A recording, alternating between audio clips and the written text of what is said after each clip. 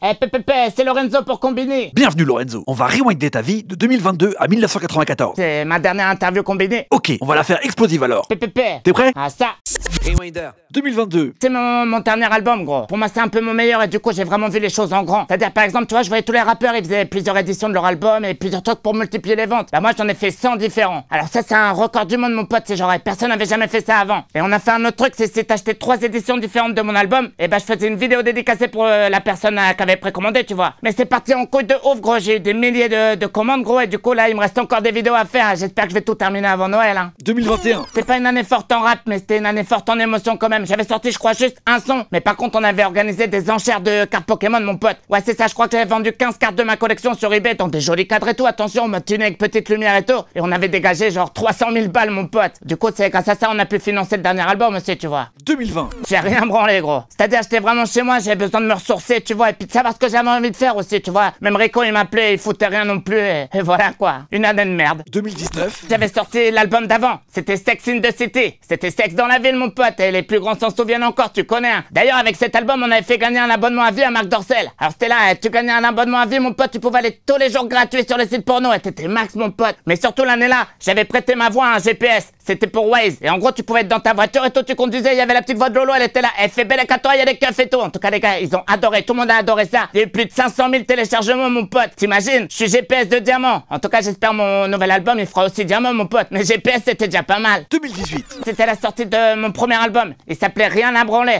Ah ça c'était un délire mon pote, moi j'étais trop content à l'époque de sortir ça, et c'est ce qu'on avait fait. On avait fait un truc de ouf pour faire la promo, c'est on avait acheté des espaces publicitaires sur Pornhub. Alors t'étais là, tu venais pour te séguer tranquille, et là en haut, hop, il y avait la petite tête de Lolo, qui était marquée, allez viens écouter mon album et tout. Alors je sais pas s'il y en a, ils ont continué l'acte pendant la pub, mais je pense qu'ils ont vite changé de site si tu vois ce que je veux dire. Et en plus on s'était dit c'est peut-être pas assez les pubs sur les sites porno, on avait carrément fait un ticket d'or. Et ça on était les premiers à le faire, hein, parce que je sais qu'il y en a plein d'artistes, ils ont refait et tout, mais nous on était les premiers gros. Et si tu gagnais le ticket d'or, on te faisait gagner, mon Bob, un disque d'or à ton nom, et encore à l'époque on savait même pas qu'on allait être disque d'or, mais on le faisait déjà gagner, tu vois ce que je veux dire. Et en plus tu pouvais venir en concert avec nous, on était dans les loges avec les Miss et tout, en tout cas le mec a gagné, il s'est mis bien mon pote, toi tu sais pas hein. 2017. Ça c'était une grosse année mon pote, parce que c'est l'année où j'ai sorti Fume à fond. Alors il était sorti l'été mon pote, alors là tout le monde était là, nanana, et ça fume à fond, et c'était partout gros, dans toutes les voitures et toutes les te-bois, et c'était un délire de malade. On a été single de diamant sur le son là, trop rapide, moi j'ai rien compris. Mais bon après, il y a le retour des flammes gros, il y avait un concert gratuit à Dijon, et là les féministes elles commencent à faire des pétitions, à dire ouais Lorenzo c'est pas bien ce qu'il fait, faut pas qu'il joue ici. Heureusement il y avait des gens ils me défendaient, et moi j'étais là, j'ai réfléchi, je me suis dit comment je vais faire pour les baiser. Bah moi j'ai fait une contre-pétition, tu vois ce que je veux dire, j'ai fait une pétition contre leur pétition, et miskin ça a été un gros ratio IRL ça mon pote, parce que j'avais au moins, je sais pas, peut-être 40 000 votes de plus. En tout cas, le concert il était super, hein. Encore la bise aux féministes. 2016. Une de mes meilleures années mon pote, et ça c'était tout le début gros. C'est là où j'ai sorti mon premier son. Alors t'imagines, j'ai sorti le premier son, on a percé direct gros, des millions de vues et tout.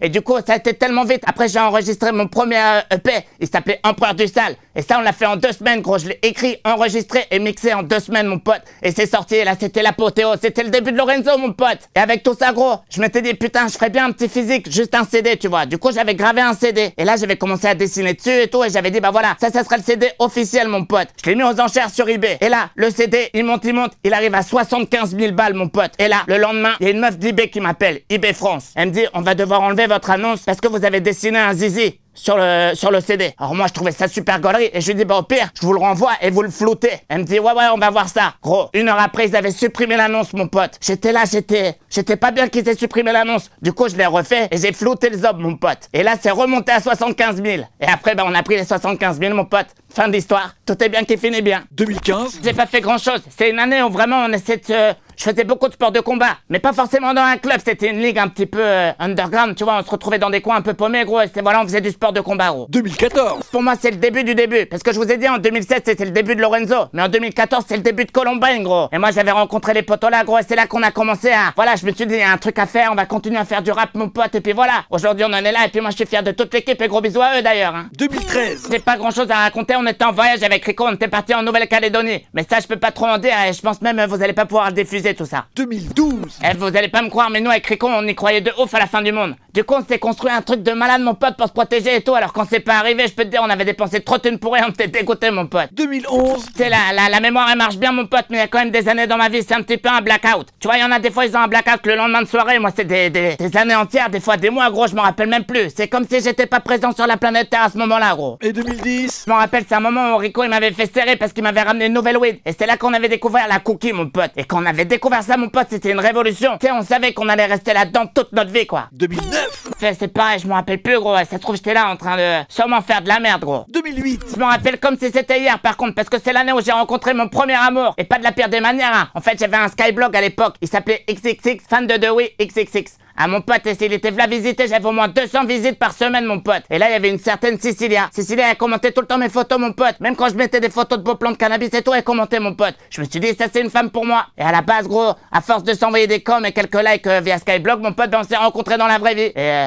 en vrai, elle ressemblait pas trop à ses photos, hein. 2007. Peut-être c'est encore un autre trou noir, je pense, je me rappelle pas trop non plus. 2006. Je me rappelle bien, mon pote, parce que c'est l'année où on a arrêté l'école avec Rico. Oh, on s'est vite dit que c'était de la merde et qu'il y avait beaucoup plus de soi à faire autre part, hein. 2005. Ouais, je m'en rappelle, ça c'est justement ce qu'explique 2006, parce qu'en 2005, avec Rico, c'est l'année où on a commencé à fumer de la beuh.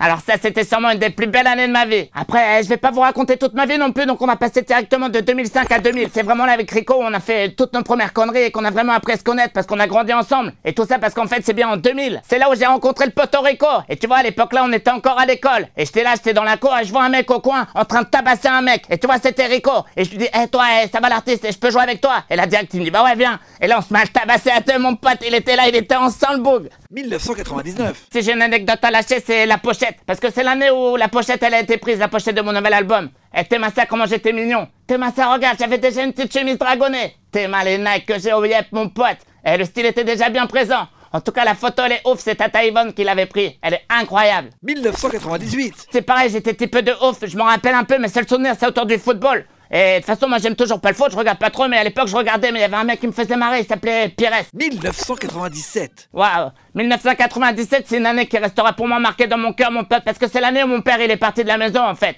Et un petit peu avant ça, il m'avait offert ça, ce fameux Bob, mon pote. Mais bon, en vrai, c'est un peu le seul truc qu'il m'a offert, mais bon, il est joli. Donc en vrai, j'ai jamais quitté depuis. Il y a un son qui parle de ça sur l'album. J'ai fait un son qui s'appelle Le Daron, qui raconte cette histoire, justement. N'hésitez pas à aller l'écouter. En plus, il y a Jean Dujardin dessus, le boss. 1996. Mais c'est quoi, vous êtes de la police ou quoi? Il faut que je vous raconte toute ma vie ou quoi? Ça va aller, 2 secondes. De toute façon, je me rappelle pas de toi, gros. Qui se rappelle de ça? Toi, le mec derrière la caméra, tu te rappelles de ce que... Toi, tu te rappelles, toi? 1995. Bah là, je devais avoir genre 1 an, mon pote. Alors, je pense que là, j'étais au frais, mon pote. Je devais être là dans un petit bain et tout, en train de papoter. J'étais là comme ça, gros. Je devais être max, mon pote. Et pour terminer en beauté, 1994, et ça, vous vous en doutez, c'était la naissance d'une légende vivante. Et gros big up à ma daronne là-dessus, d'ailleurs.